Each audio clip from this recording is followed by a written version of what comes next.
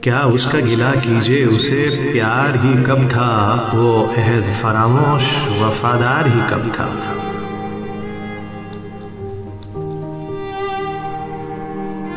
اس نے تو صدا پوجے ہیں اڑتے ہوئے جگنوں، وہ چاند ستاروں کا پرستار ہی کب تھا۔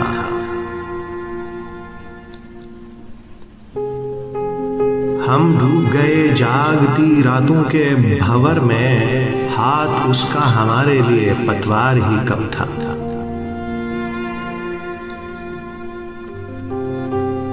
آموں کی حسین رت کے سوا بھی تو وہ کوکے، لیکن کسی کوئل کا یہ کردار ہی کب تھا۔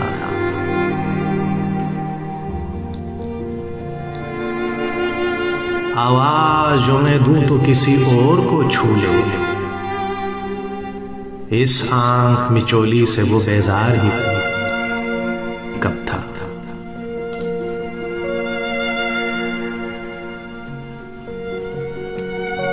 تم اس کو برے نام سے یارو نہ پکارو، یہ نام اسے باعث آزار ہی کب تھا۔